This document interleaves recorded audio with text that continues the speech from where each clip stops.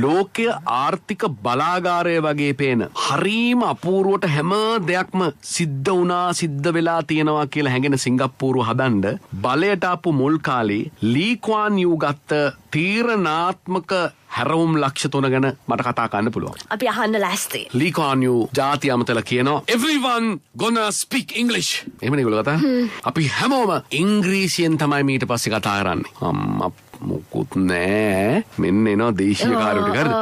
දේශීයත්වයට මුල් තැන දෙන්න ඕනේ ලොක්කා. එහෙම බෑ අගමැතිතුමා. මේ භාෂා සංස්කෘතිය රැක ගන්න ඕනේ. අපිට අපේ කම ඕනේ. ඔව් අපේ කම ඕනේ. ඒ වුණාට සිංගප්පූරුවේ හැමෝම ඉංග්‍රීසි කතා කරන්න ඕනේ. මොකද අපේ කම ගැන ලෝකෙට දවසක කියන්න හරි අපිට ඉංග්‍රීසියෙන් කතා කරන්න වෙනවා. මොකද ලෝකය කතා කරන භාෂාව ඉංග්‍රීසි නිසා. ඒක වෙනසක් වෙන්නේ නැහැ. උඹලා හැමෝම ඉංග්‍රීසි කතා කරන්න ඕනේ. ඒ කියන්නේ කතා කරන්න ඕනේ. කතා කරන්න පුළුවන්ද? ඒව නෑ.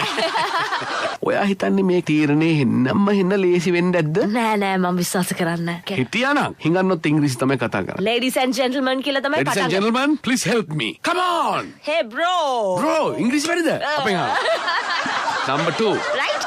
ලී ක්වාන් යූ කියනවා ලෝකයෙන් හොඳම ඉන්ටෙලෙක්චුවල් කැපිටල් එක අපි කොයි ලෝකෙන් හරි මේ රටට අරන් එන්න ඕනේ. මම ඒක කරනවා. ඒකට කීයක් ගියත් ඒක කොහේ තිබුණත් ඒ ඉන්ටෙලෙක්චුවල් කැපිටල් එක මේ රටට මං ගේනවා. මිනිස්සු අම්මෝ මේ ඒක කියන්න කලින් මේක බලමුකෝ. මොකද්ද ඉන්ටෙලෙක්චුවල් කැපිටල් කියලා කියන්නේ? ඔන්න ඔය ප්‍රශ්නේ.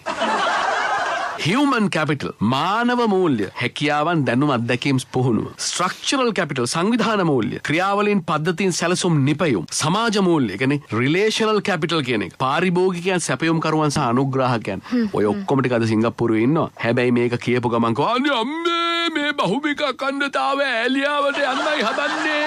යම් කිසි ජාත්‍යන්තර කුමන්ත්‍රණයකට අතවන්නවන ඔය ඉන්නේ. කවර මතක් කරනවද? ඕම තමයි සිංගප්පූරුවේ සෙට් එකක් කිව්වේ. හරි ඕකේ. ලී ක්වාන් යූ කියනවා එහෙමද? ඒක ඒ වෙලාවට බලාගමු. කොහොමදත් මං ඒ සෙට් එක ගේනවා කිව්වා. ජාතික ආරක්ෂාව බාර දෙන්නේ කාටද? ඊශ්‍රායලෙන් ගෙන්නුවේ. සිංගප්පූරුව ඇවිදින බලකොටුවක් ඔය තිබුණාට හොඳේ. ඔයා සිංගප්පූරුවේ ගිහිල්ලා කොට කලිසමක් ගහගෙන අයිස්ක්‍රීම් එකක් කකා ඉන්න නිකන් අහිංසක මිනිහෙක් දකින්න පුළුවන්. ඔයා මතක තියාගන්න අවියාවුද පුහුණුව තියෙන හමුදා සමාජිකයෙක් තමයි ඔය සිවිල් ඇඳුම ගහගෙන ඔය කඩේක චයිනීස් කෑම හදාද හිටියට හොඳේ. ඒගොල්ලන් ට්‍රේනින් එක දීලා තියෙනනේ. මං හිතන්නේ 18ට වැඩි හැම කෙනෙක්ම යුද පුහුණුව ගත්තා ඉන්නේ. ලී ක්වාන් යූ කියනවා අදින් මනතට දූෂණය ඉවරටම ඉවරයි. වෙච්ච දේවල් ගැන කතා කරේ නෑ. එයා කියන්නේ එයාගේ ආණ්ඩුව ගැන. එයාගේ පාලන කාලය ගැන. එයාගේ ටෙනුව එක ගැනයි කිව්වේ. ඉස්සෙල්ලා මේ මොහොතේ සිද්ධ වෙන දූෂණ නවත්තන්න. පස්සේ පුළුවන් පරණේව අල්ලන්න. මේවා හොඳට ඔලුවට දාගන්න. මේව ඔබට විශ්ලේෂණය කරගන්න පුළුවන් නිවිහැනිලි maybe during the weekend. මම කිසිම පාර්ලිමේන්තු සමාජිකයෙකුට හොරකම් කරන්න ඉඩ තියන්නේ නෑ. ඔය දන්නවද කොහොමද ඒක කරේ කියලා? පාර්ලිමේන්තු සමාජිකයන්ට ආණ්ඩුවෙන් අම්මමෝ නැති වෙන්න ගෙව්වා. සක්කල්ල විද පහසුකම් දුන්නා.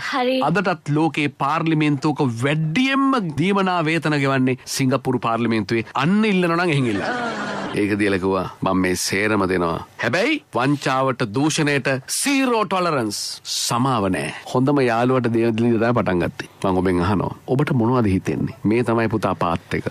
right. මේක තමයි රූට් එක යනවනම්. ඔබ තීරණය කරන්න අපිට මේක යාගන්න තරම් අපිට හයිය තියනවද නැද්ද කියලා. මුල් කාලේ නම් තිබ්බා. ඒ පටන් ගත්තට පස්සේ ඔබේ අදහස වෙනස් වුණාද කියලා බලලා කියන්න. මොකද අපි සිංගප්පූරුවේ ඔය කෑල්ල දැක්කේ නෑනේ. අපි දැක්කේ දියුණු වෙලා තියෙන කෑල්ලනේ නේ. ඔය කෑල්ල මාරා අමාරුයි මිත්‍රයා. කරගත්තොත් වැඩක් තමයි. එදාට මිනිස්සු සිංගප්පූරුව යනවද ශ්‍රී ලංකාව යනවද කියලා මිනිස්සු හිතයි. ශ්‍රී ලංකා යන්න. ඒක ඔබට ඕනේ නම් ලෑස්ති වෙන්න මේ ගේමට. ඒක ඕනේ නැත්නම් සාමූහික වශයෙන් එකතු වෙලා පණිවිඩය අපිට කියන්න. අපි රජයට කියන්න. අනේ මේ සුද්ධ කරන්න ඕනේ නෑ. මේ අපි ওই පරණ විදිහේ ඒක හොඳයි. අපිට තේරුන්නේ නෑ. ඒක හොඳයි. ඒක තමයි නියම ක්‍රමය අපිට කියලා. අපිට ක්ලීන් පුරුදු නෑ. ක්ලීන් කියලා පුරුදු නෑ. අර මැස්සොත් කියනවලු අම්මෝ අපිරියයි මේව හොඳටම සුද්ධ කළා. අපිත් මැස්සෝ වගේනේ. කැරපොත්ත කියනවලු අයියෝ අපිරියයි මේ ඔක්කොම සුද්ධ කළා. ඉවස ගන්න බෑ සුද්ධ වැඩි කරලා තියෙනවා. මේවා කියලා අපිත් බැනුම් අහනවා. මම ඊට කරනොත් වගේ බැනුම් අහන කතාවක් ඕන මතකයි. මතකයි. නායකයා මාරුණාට හෙට ඉඳලා රට මාරු වෙන්නේ නැහැ කියලාත් අපි කිව්වා. ඒකට මම කුණු වෙන්න හදගත්තා. කමන්නේ. අද අපි දකින්න එක තමයි.